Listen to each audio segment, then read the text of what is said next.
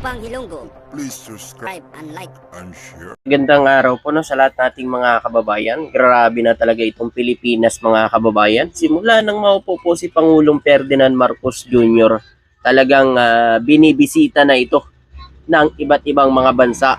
At hindi lang yan mga kababayan ha, hindi lang basta-basta na mga bansa, kundi mamayayaman na bansa ang bumibisita dito sa Pilipinas. Dahil din yan mga kababayan sa ating mahal na Pangulo, kung paano niya pakikisamahan ang mga mayayamang bansa dito sa buong mundo. Di ba mga kababayan? Kaya umiiyak itong mga anti-Marcos sa ginagawa ni PBBM sa mga pagbisita sa iba't ibang mga bansa.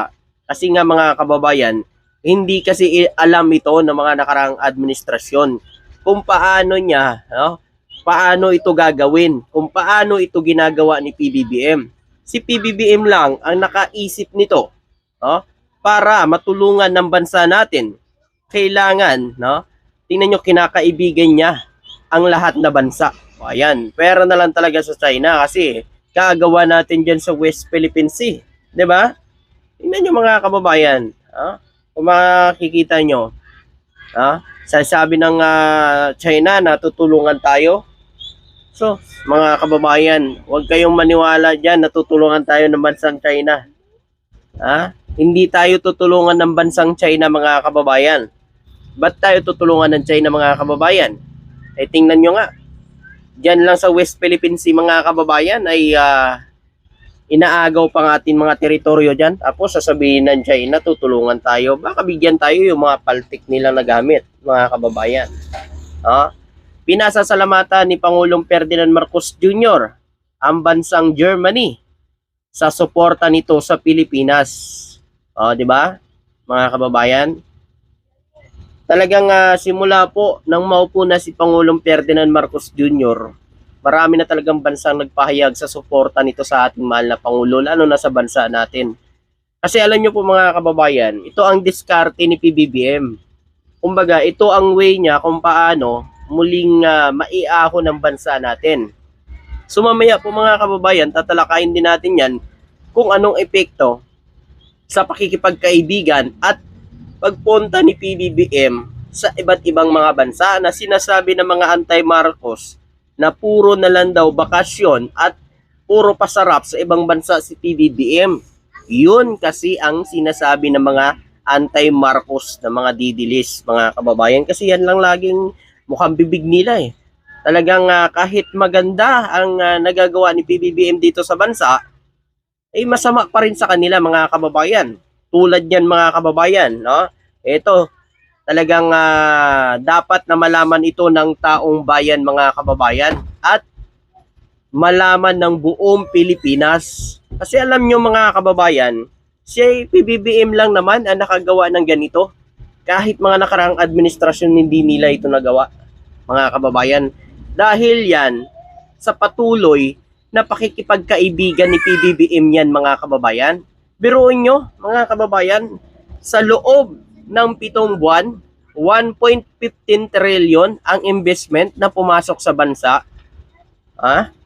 Mga kababayan, biruin mo yan kung gaano kalaking tulong yan sa bansa natin.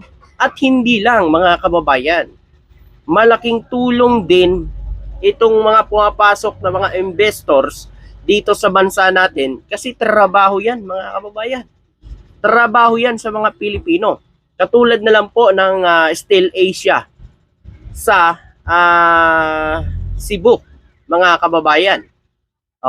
Sino ngayon ang makikinabang doon? 'Di ba?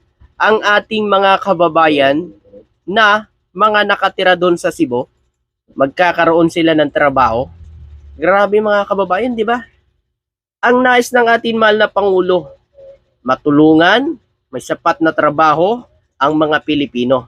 Yan, hindi kasi naintindihan ng mga didilis yan, mga kababayan. Hindi nila naintindihan ang hangarin ni PBBM. Kasi alam nyo, balugtot na kasi. Balugtot na talaga ang paniniwala ng mga didilis, mga kababayan.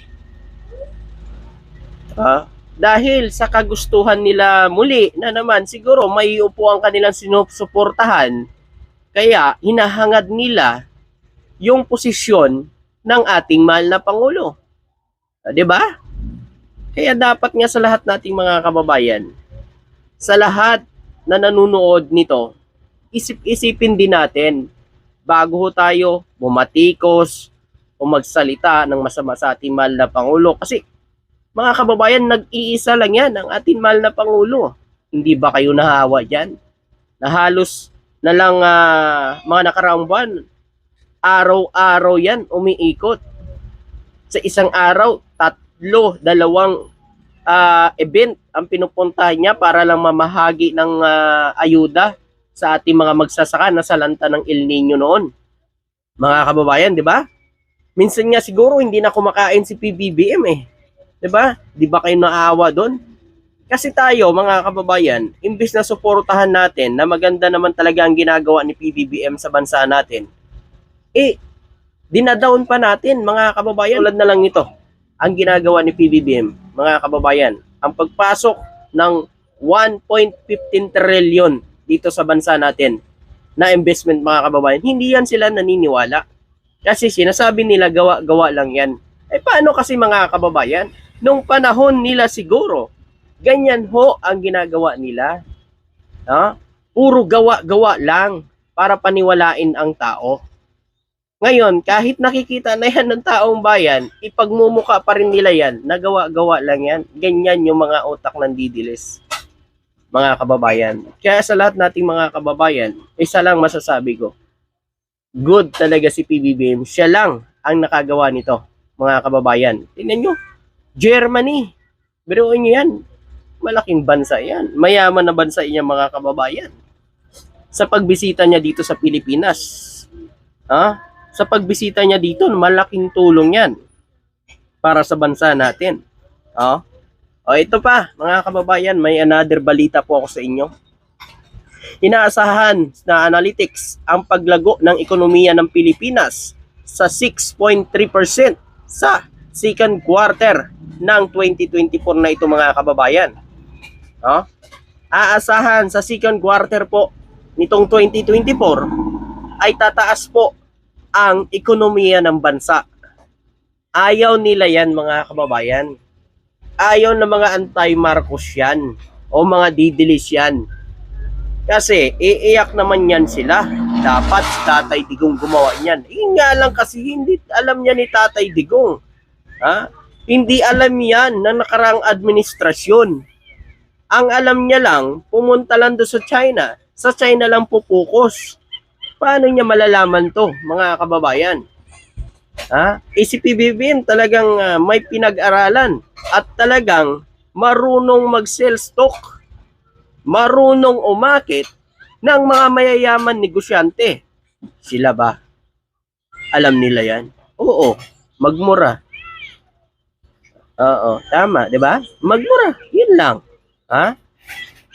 Malamang na lumago ang ekonomiya ng Pilipinas sa mas mabilis sa ikalawang quarter ng taon.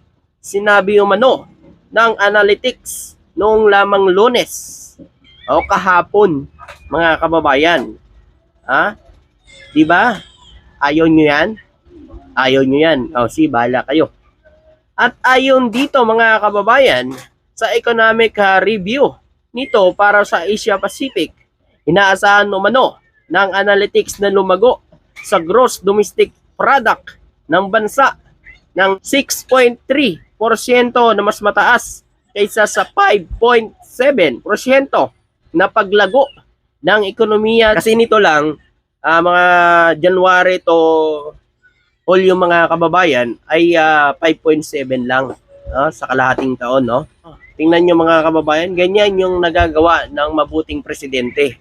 Ganyan yung nagagawa ng matalinong presidente. Tingnan nyo naman, mga kababayan. Diba?